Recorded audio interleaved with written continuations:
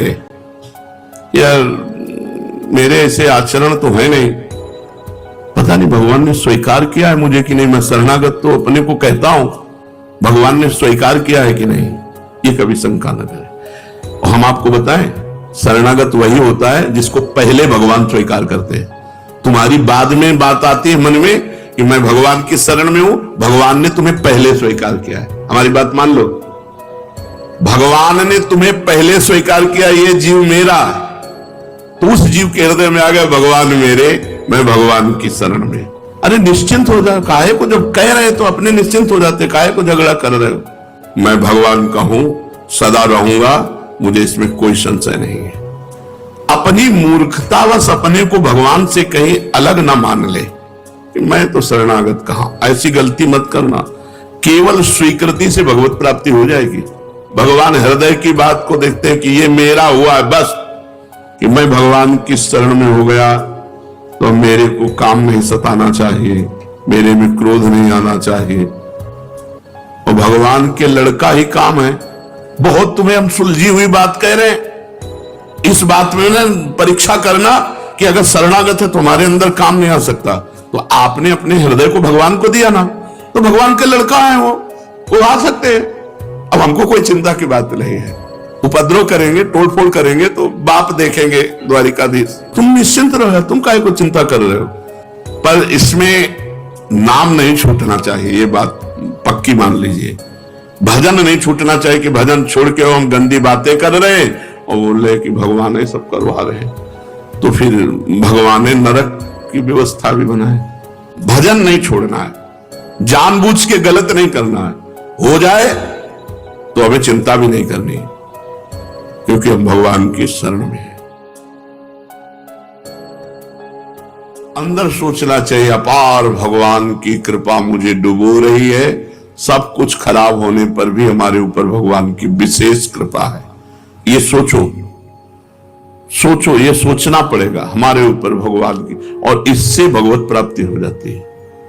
भागवत में कि जो हर समय सोचता रहता है कि भगवान की हमारे ऊपर अपार कृपा है, प्राप्त सुख दुख को समान भाव से भोग लेता है, और मन और वचन और तन से भगवान की शरण में रहता है, उसको परम पद ऐसे प्राप्त हो जाता है जैसे पिता की प्रॉपर्टी पर पुत्र का स्वयं अधिकार हो जाता है। मन वचन कर्म से हम प्रभु की शरण में हैं। हमारे ऊपर भगवान की बहुत कृपा है, और जो दुख सुख आवे उसे समान भाव से भोग ले, ऐसा आदेश था। अब मेरे को किसी बात का भय नहीं। वृत्तियों को मेरी मानने से ही अशुद्धि होती है, भगवान की कर देने से शुद्ध हो जाती है। और मैं वृत्तियों को शुद्ध नहीं कर सकता हूं, ना कर पाया हूं, ना कर पाऊंगा। इस वास्ते मैं अब निर्भय हो गया हूं, अपनी वृत्तियों को भगवान को समर्पित कर दिया हूं। मैं अब वृत्तियों को मानूंगा ही नहीं कि मेरी है, मन को मानूंगा ही नहीं कि मेरा है, तन को मानूंगा ही नहीं, तो तन के कर्म, मन का संकल्प और वृत्तियां, ये सब भगवान को समर्पित है। जब वृत्तियां मेरी है ही नहीं तो मैं भय किस बात का करूं। जब मन मेरा है ही नहीं तो मैं किस बात का भय करूं। जब तन मेरा है ही नहीं तो मैं किस बात का भय करूं। अब तो केवल भगवान की कृपा ही कृपा चारों तरफ मुझे घेरे हुए है। भगवान की कृपा से मैं सर्वत्र परिपूर्ण हो रहा हूं। अरे बड़ी खुशी, बड़ी प्रसन्नता, सब कुछ भगवान का हो गया। अरे निश्चिंत हो जा, काहे को जब कह रहे तो अपने निश्चिंत हो जाते, काहे को झगड़ा कर रहे हो, अंदर झगड़ा करते हो। जो नहीं होना वो हो नहीं सकता, जो होना है उसे कोई रोक नहीं सकता। बेपरवाह हो जाओ, सुख काहे को करो। अभी जो हो रहा है उसके लिए भी मैं चिंतित नहीं, जो करवा रहे हो रहा है, आगे जो होना होगा हो जाएगा, पीछे जो होना था वो हो गया, क्या शोक करना। विचार करके देखो, बहुत सुंदर प्रसंग शरणागति का है। शोक करने की तो कोई बात ही नहीं, पीछे जो हो गया छोड़ो, अभी और आगे भगवान है मंगल भवन। हम उनकी शरण में तो हमारा अमंगल नहीं हो सकता। मंगल भवन अमंगल हारी, भगवान अमंगल का नाश करते। कभी कभी मंगल छुपा होता है अमंगल क्रिया में, जिसे हम अमंगल मान रहे उसमें मंगल छिपा होता है। हो सकता है घटना अमंगलकारी लगे, लेकिन उसका परिणाम बड़ा मंगलमय होगा। भगवान मंगल भवन है, अमंगल कर ही नहीं सकते, इसलिए भक्त निशोक हो जाता है। जो हो गया वो होना था, जो होगा वो होना होगा, वही होगा, नहीं होगा। जो नहीं होना वो नहीं होगा, और जो हो रहा है वो जो करवा रहे मन बुद्धि से हो रहा है, बुरा या भला, आप शोक की गुंजाइश नहीं है। निशोक, निशंक होना, निर्भय, निश्चिंत, निशोक और निशंक होना। कभी ये शंका न करे यार मेरे ऐसे आचरण तो है नहीं, पता नहीं भगवान ने स्वीकार किया है मुझे कि नहीं। मैं शरणागत तो अपने को कहता हूं, भगवान ने स्वीकार किया है कि नहीं, ये कभी शंका न करे। और हम आपको बताएं, शरणागत वही होता है जिसको पहले भगवान स्वीकार करते हैं। तुम्हारी बाद में बात आती है मन में कि मैं भगवान की शरण में हूं, भगवान ने तुम्हें पहले स्वीकार किया है। हमारी बात मान लो, भगवान ने तुम्हें पहले स्वीकार किया ये जीव मेरा, तो उस जीव के हृदय में आ गया भगवान मेरे, मैं भगवान की शरण में। इसलिए ये कभी शंका मत करना कि मेरे में कोई लक्षण तो ऐसे आए नहीं, मुझे भगवान ने पता नहीं स्वीकार किया है कि नहीं। ये शंका नहीं करनी, निशंक। ये संदेह ना करें कि मैं भगवान का हुआ कि नहीं हुआ, भगवान ने मुझे स्वीकार किया कि नहीं स्वीकार किया। विश्वास कब होगा?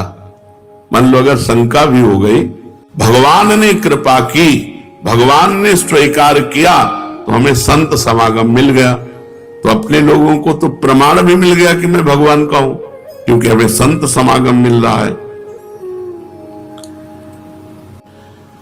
अपनी मूर्खतावश अपने को भगवान से कहीं अलग ना मान ले कि मैं तो शरणागत कहां। ऐसी गलती मत करना।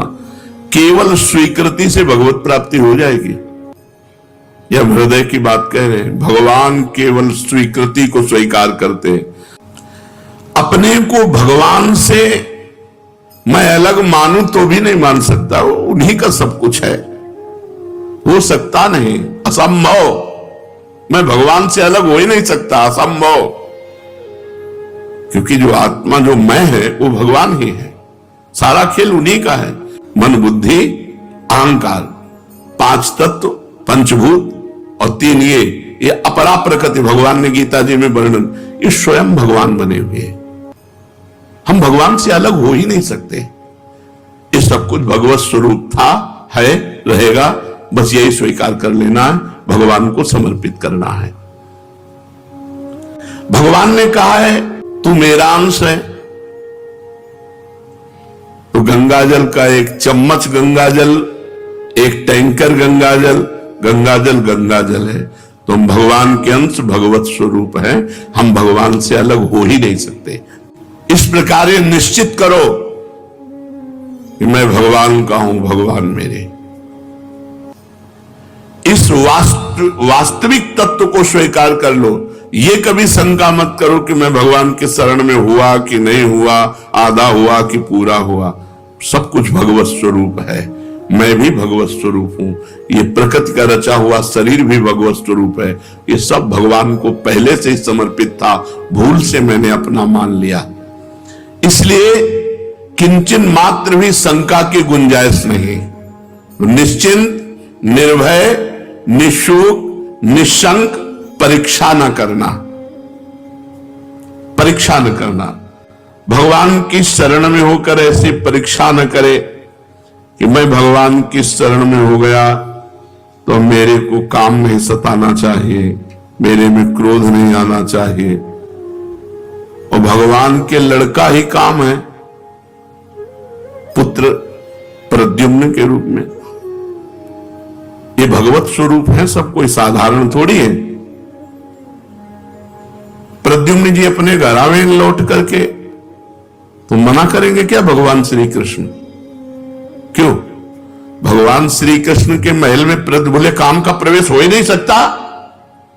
नहीं, शरणागत भक्त के हृदय में काम का प्रवेश हो ही नहीं सकता, और भगवान श्री कृष्ण के घर में प्रद्युम्न का प्रवेश हो सकता है? हो सकता है ना? इसलिए संशय मत करना, बड़ी ऊंचाई में भी इनका प्रवेश है, क्योंकि लड़के बच्चा है सब भगवान के। बहुत तुम्हें हम सुलझी हुई बात कह रहे हैं, इस बात में ना परीक्षा करना कि अगर शरणागत है तुम्हारे अंदर काम नहीं आ सकता, तो आपने अपने हृदय को भगवान को दिया ना, तो भगवान के लड़का है वो आ सकते हैं। अब हमको कोई चिंता की बात नहीं है। उपद्रव करेंगे, तोड़फोड़ करेंगे तो बाप देखेंगे द्वारिकाधीश, हम उसको क्या देखें? भगवान को समझ, बिल्कुल निश्चिंत हो जाओ, परीक्षा मत करना। बहुत सुलझी हुई शरणागति का विषय चल रहा, बिल्कुल आनंदित रहो। यदि मेरे में लक्षण नहीं घट रहे संतों के, भक्तों के, तो मैं भगवान की शरण में नहीं हुआ, क्योंकि अगर शरण में हुआ होता तो मेरे में सारे सद्गुण आ जाते। तो आपको बताएं, कभी किसी को ऐसा अनुभव नहीं होता कि मेरे में सारे सद्गुण आ गए। अगर अनुभव होता है तो शरणागत नहीं है, क्योंकि शरणागत में कभी अहंकार नहीं होता। वो अहंकार के बिना अनुभव कौन कराएगा कि मैं सद्गुणी हूं? अहंकार के बिना ये अनुभव कौन कराएगा?